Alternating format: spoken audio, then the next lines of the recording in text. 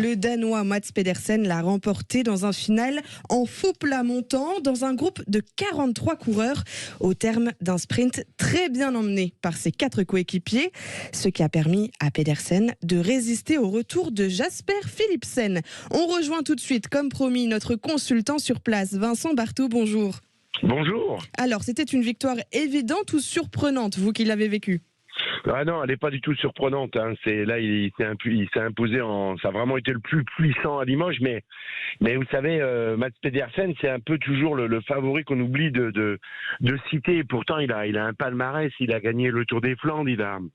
Il a déjà été champion du monde. Il a aussi déjà gagné l'étape du Tour l'an dernier à Saint-Étienne. La 13e étape.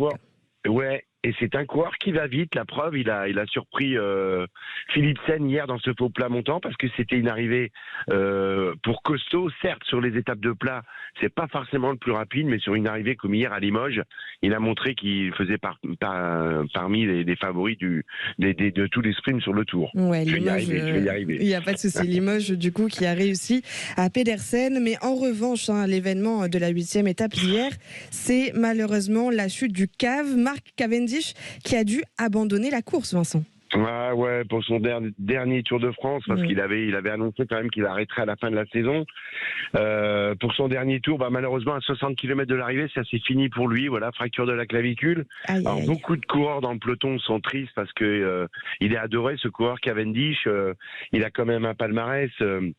Il était tout près où il voulait essayer de battre le record d'Eddy Merckx, c'est-à-dire atteindre 35 victoires sur le Tour de France, alors que là, il en avait 34. Malheureusement, ça ne se fera pas. Est-ce qu'on va se poser la question de le prolonger en 2024 au niveau de son équipe pour qu'il puisse essayer de battre ce record? J'en sais rien. Mais on est bien triste dans le peloton aujourd'hui de l'abandon de Cavendish. Ouais, on l'entend bien. Merci beaucoup, Vincent Barthaud. D'ailleurs, Mark Cavendish qui a été transporté à l'hôpital de Périgueux. Tout notre soutien également. Merci Vincent Barthaud. Merci à vous. On vous retrouve dès demain à 8h dans la matinale de Sud Radio. Merci et Vincent. À ce soir pour le direct pour moi. Merci. Oui, mais bien sûr. Bien évidemment. Au revoir. Au revoir. Allez, avant ça, place à la 9e étape, le Tour de France qui remonte au Puy-de-Dôme, mais ça faisait 35 ans que ça n'était pas arrivé, Morgane. Et un coureur français en est particulièrement fier. Il s'agit de Romain Bardet qui fait figure un peu de juge de paix de cette 9e étape. Il réside tout proche du Puy-de-Dôme. C'est un peu comme s'il roulait à domicile cet après-midi. On écoute son émotion. C'est assez exceptionnel de pouvoir le monter à vélo, donc je pense que ça contribue à renforcer le mythe. Et à la fois, c'est vrai que là de tête, je ne saurais pas vous trouver une ascension qui ressemble au Puy-de-Dôme, puisque vraiment une route qui s'entoure autour du volcan comme ça.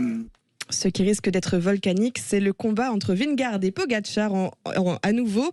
Top départ à 12h45 et suivez l'arrivée sur Sud Radio, évidemment, dans Sud Radio fait son tour. Voilà, puis étape hommage à un autre champion poupou, Raymond Poulidor. Exactement, puisque le départ de cette étape est à Saint-Léonard-de-Noblat et ce n'est pas un hasard.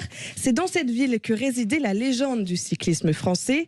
Poulidor qui y est décédé en 2019 à l'âge de 83 ans. Et on en reparlera ensemble avec notre consultant sur place, Pascal Chanteur, qui sera avec nous à 9h. Sud Radio fait son tour de France.